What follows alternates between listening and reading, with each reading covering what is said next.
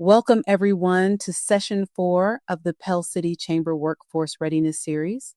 I am Dr. Marilyn Carroll, and today we are talking about something I believe is at the heart of every successful business: leadership. Over the past 3 sessions, we have explored what artificial intelligence is, how it affects your workforce, and the practical tools you can use right now. Today, we are going to talk about the one thing AI will never replace: you, your judgment, your relationships, your ability to lead people through uncertain times. Let us get started. Before we dive in, let us take a quick moment to look back at where we have been. In session 1, we cut through the noise around AI and got clear on what it actually means for small businesses like yours. In session 2, we talked about the very human reality that change is hard and how adaptability is the most important skill any of us can develop right now. In session 3, we rolled up our sleeves and actually used the tools. Today, we zoom out and talk about the bigger picture, the human being at the center of all of it. But first, I want to do a quick check in. In just one word, how are you feeling about AI right now? Take a moment and think about it. You may have started this series feeling anxious or confused. I want to know where you are today. Let me share the idea that anchors everything we will talk about today. Technology is a tool. Leadership is a choice. AI can automate a task. It can draft an email, schedule an appointment, or analyze data, but it cannot decide how to treat a struggling employee. It cannot look someone in the eye and rebuild trust after a hard season. It cannot inspire a team to believe in something bigger than themselves. Those things require a person, they require you. Today, we are going to explore what leadership looks like in a world where technology is moving faster than most people are comfortable with, and why that actually makes your role as a leader more important, not less. Let us start with the most important truth of today's session. Trust cannot be automated. Think about the businesses you are most loyal to: the restaurant where the owner knows your name, the contractor who called you back after the job was done to make sure everything was right, the employee who stayed late because they genuinely cared. None of that came from software. It came from a person making a choice to show up for another person. AI can absolutely make your business more efficient, and we talked about a lot of those tools in session 3. But efficiency is not the same as relationship. Customers do not stay loyal to algorithms, they stay loyal to people they trust. Your ability to build that trust, that is your greatest competitive advantage in an AI economy.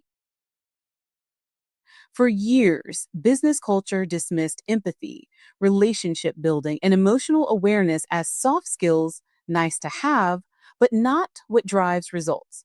I want to challenge that today. In an economy where AI handles more and more of the technical work, these human qualities become your differentiator.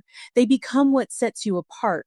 Empathy lets you understand what your customers and employees need before they even ask. Judgment helps you make the right call in situations where no algorithm can tell you what to do. Accountability means people trust you because they know you will own what happens on your watch. And relationship, the trust you build over months and years, that is the thing that keeps customers coming back and employees choosing to stay. These are not soft skills. They are your most important business assets right now. Let us talk about what is actually happening inside your teams right now. When AI and automation become part of the conversation, uncertainty follows almost immediately. People start asking questions they may not say out loud. Is my job safe? Will I be able to keep up?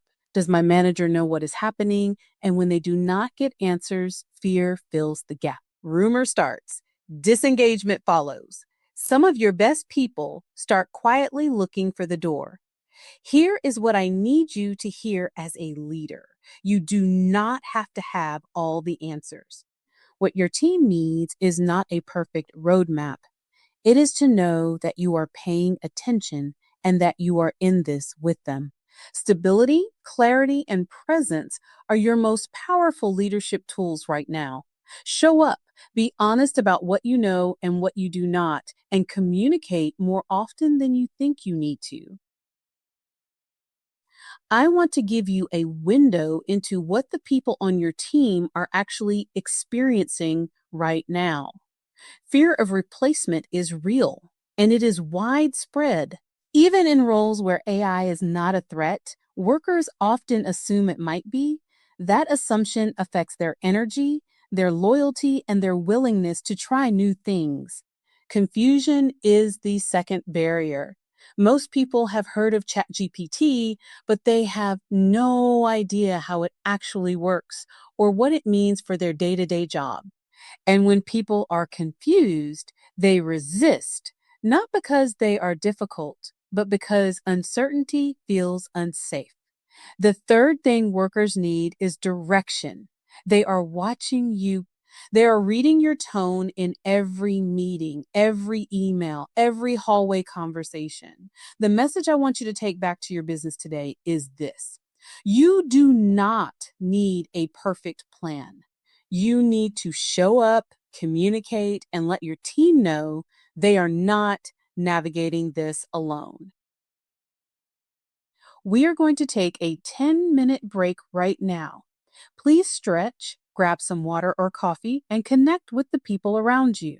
When we come back, we are going to go deeper into the practical side of leadership in an AI economy, human judgment, communication, emotional intelligence, and governance. See you in 10 minutes. Welcome back. Let us talk about something that does not get discussed enough in the conversation about AI: accountability. When an AI tool produces an output that turns out to be wrong, biased, or harmful, who is responsible? The answer is always a person: you. As a business owner or leader who chose to use that tool, deployed it in a certain way, and acted on its recommendations. AI does not have a conscience, it does not experience consequences. You do. This is actually a profound opportunity for leaders. In a world where more and more decisions are being influenced or informed by technology, the leader who steps up and says, I own this was my call, becomes the person everyone trusts. Accountability is not about blame, it is about integrity. And integrity is what makes people want to follow you. Communication is one of the most powerful tools you have as a leader, and it is one that many of us underuse, especially during uncertainty. When things are changing, people need to hear from you more, not less. Think about what to say. You do not need to pretend everything is certain. In fact, false certainty damages trust. Be honest. Say what you know. Acknowledge what you are still figuring out. Think about when to say it. Communicate early and often.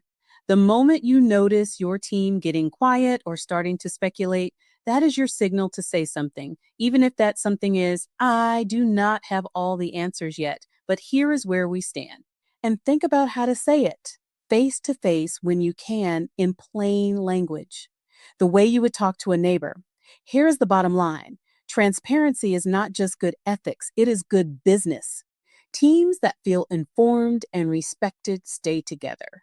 Teams left in the dark start looking for the exit. Emotional intelligence is the capacity to recognize, understand, and manage emotions, both your own and those of the people around you. In times of workforce transition, it is the leadership skill that separates the managers people want to follow from the ones they tolerate. Reading your team means paying attention. Who is getting quiet in meetings? Who has stopped volunteering for projects? Who seems to be carrying more anxiety than usual? Those signals are important information, and great leaders notice them. Managing your own response is equally critical. Your team is watching you. If you project panic, they panic. If you project calm and focus, they have something to anchor to. And creating psychological safety, making it okay to ask questions, make mistakes, and speak up, is the environment where people are willing to try new things. In an AI economy, that willingness to try and adapt is exactly what your organization needs. Let us talk about governance. And I promise this is not as complicated as it sounds. Governance simply means setting the rules for how AI is used in your business. Every business that starts using AI tools needs to answer a few basic questions. What can AI help us with? And what decisions must always involve a human being? Some decisions should never be delegated to a machine. Anything involving hiring or firing, customer conflict resolution, performance conversations, anything that affects someone's safety or livelihood. Those decisions need a person, and that person needs to be accountable for them. The second thing I encourage every business owner to do is create a simple AI policy, not a legal document. A one-page guide that tells your team, here is what we use AI for, here is what we do not, and here is how we handle it when something goes wrong. That document is a leadership act. It says, I have thought about this and I am setting the tone for how we operate. Now it is your turn. I want to give you 15 minutes to talk with the people around you. This is where the real learning happens.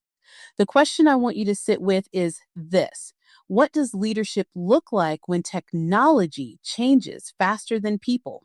As you discuss, I want you to think about three specific things.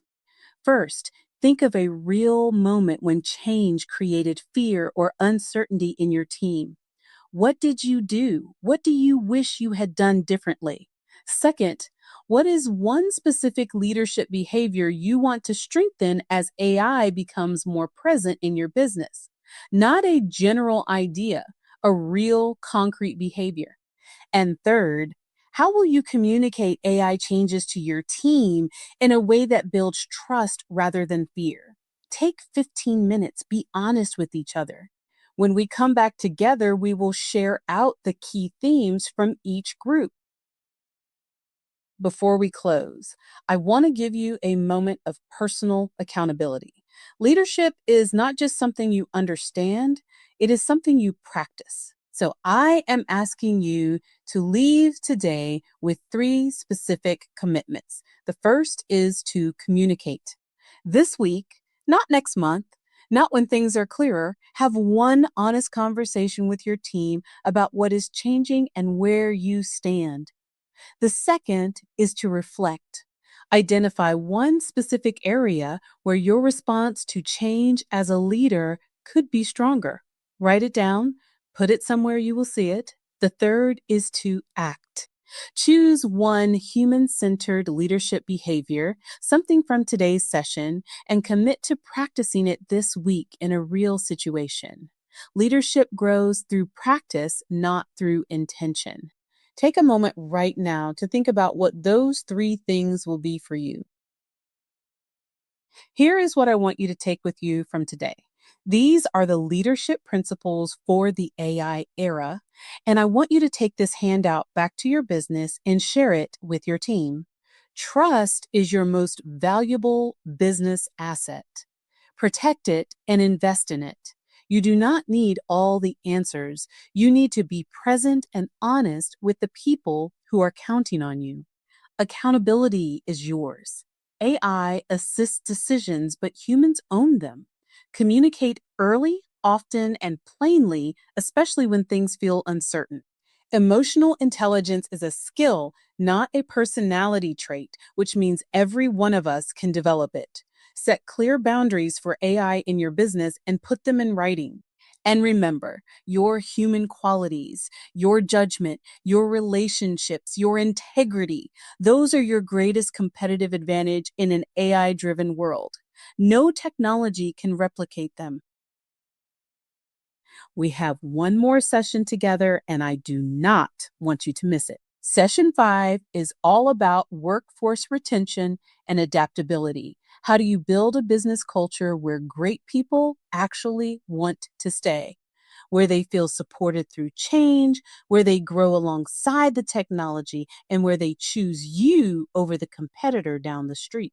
We are going to talk about why workers disengage during uncertainty, how to create flexible learning pathways, and the deep connection between belonging and retention. Please bring a colleague. Bring the manager on your team who needs to hear this. These conversations are too important to have alone. Thank you for being here today. I mean that sincerely. You did not have to come. You chose to invest 2 hours in becoming a better leader and a more prepared business owner, and that choice says something about who you are. The message I want you to carry with you is simple. Technology will change what we do, but leadership, how you show up for the people in your care, how you communicate, how you build trust, and how you own your decisions, that will always be yours to give. No AI can do that for you, and no AI can take it from you. Thank you, Pell City. We will see you at session 5.